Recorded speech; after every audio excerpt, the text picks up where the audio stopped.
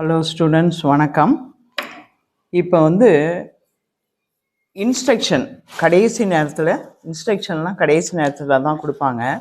சரி, சொல்லிடுவேமே ஸ்டூடெண்ட்ஸ்க்கும், என்னுடைய ஸ்டூடெண்ட்ஸ்க்குங்கிறதுனால சொல்கிறேன். உங்களுக்கு அதோட வெப்சைட்டு இது தான், tndtegteonline.in. அதுலேயும் போய் பார்த்துக்கலாம். ரெண்டாவது, ஒரே பாடத்தில் ஒரே தேர்வில் ஒன்றுக்கு மேற்பட்ட கிரேடுகளில் எந்த மாணவர்களும் தேர்வு எழுத அனுமதிக்கப்பட மாட்டார்கள் அப்படின்னு கேட்டிங்கன்னா, இதுக்கு என்ன அர்த்தம்னு கேட்டிங்கன்னா, இப்போ ஜூனியர் அட்டன் பண்ணுறீங்கன்னு வச்சுக்கோங்க.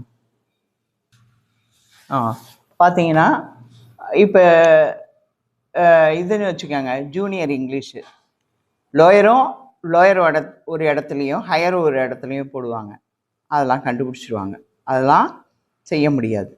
அடுத்தது, தேர்வறைக்குள் நுழையும் போது மாணவர்கள் ஹால் டிக்கெட்டு கட்டாயம் கொண்டு வரணும். இதெல்லாம் உங்களுக்கே தெரியும். அதே போல் அந்த ஃப்ளை ஸ்லிப்பு அன்றைக்கே நான் காமிச்சேன், அதில் ரிஜிஸ்டர் நம்பர் கட்டாயம் போடணும். ஃப்ளை ஸ்லிப்லாம் தெரியும்னு நினைக்கிறேன், உங்கள் இன்ஸ்டியூட்டில் சொல்லி கொடுத்துருப்பாங்க. அடுத்தது அதுதான், ஃப்ளை ஸ்லிப்பில் ஹால் டிக்கெட்டில் உள்ளது மாதிரியே ரிஜிஸ்டர் நம்பர் போடணும். Rapper sheet, answer sheet, typing ஷீட்டில் அதில் என்னென்ன இது வேணால் உங்களுக்கு காமிக்கிறதுனா நான் காமிக்கிறேன். இப்போ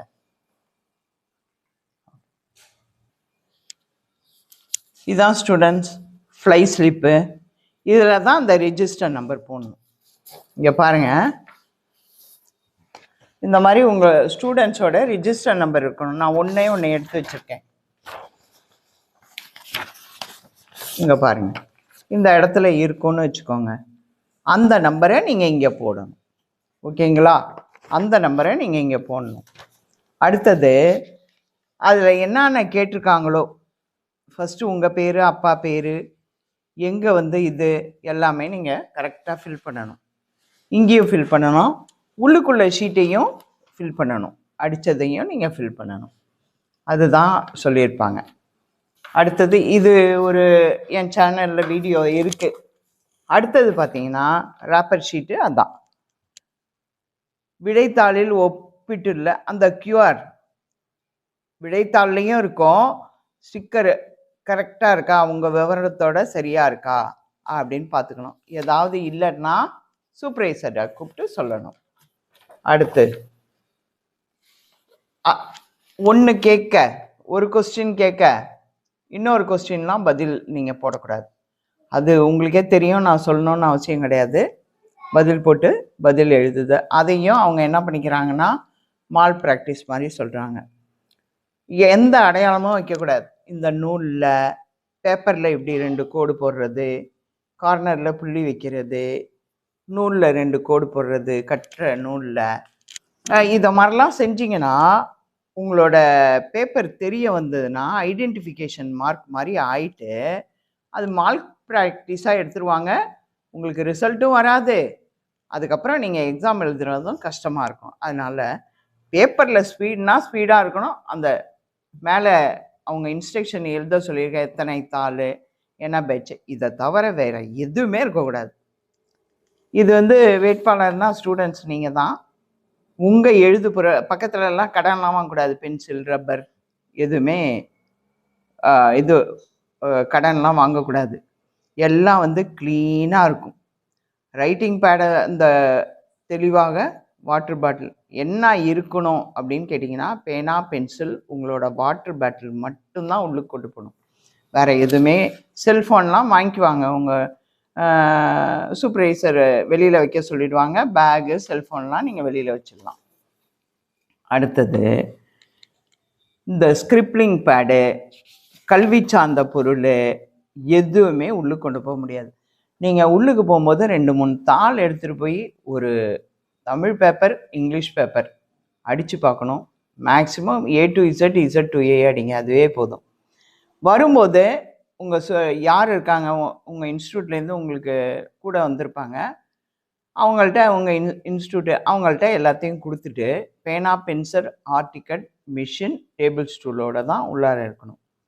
மொபைல்லாம் கொடுத்துடணும் வெளியில். வேறு எதுவுமே கையில் இருக்கக்கூடாது. வேறு எதுலையாவது கம்யூனிகேஷன் பண்ணுற மாதிரி பொருள்லாமும் நீங்கள் கொண்டு போக முடியாது. அடுத்தது, விண்ணப்ப படிவத்தில் குறிப்பிட்டுள்ள தகுதிகளை பூர்த்தி செய்யாத மாணவர்கள் விண்ணப்பங்கள் அதில் என்னென்ன, இது வந்து விண்ணப்பத்தில் இல்லாத தேர்வில், அதாவது தவறுதலாக தகுதி இல்லாத தேர்வில் கலந்து கொண்டிருந்தாலும் இதெல்லாம் நிராகரிக்க. இது வந்து விண்ணப்பம் போடும்போது செய்ய வேண்டியது. இதெல்லாம் போடுறதுக்கு முன்னாடி ஹால் சூப்பரண்டெண்ட்டுக்கு விடைத்தாள்களை ஒப்படைக்கும் முன் அதை வந்து நூலை கரெக்டாக கட்டியிருக்கா அந்த நூலை வாங்குங்க. அந்த ஓட்டை சம்டைம்ஸு ஓரமாக இருக்கும் பாருங்கள், நிறையா இதில் வந்து இந்த மாதிரி ஓரத்தில் இருக்கும். ஓரத்தில் வச்சுருக்கும் போது என்ன ஆகும்னா, பேப்பர்லாம் போயிட்டு வரத்துக்குள்ளே அது வெளியில் கிழிஞ்சு வந்துடும்.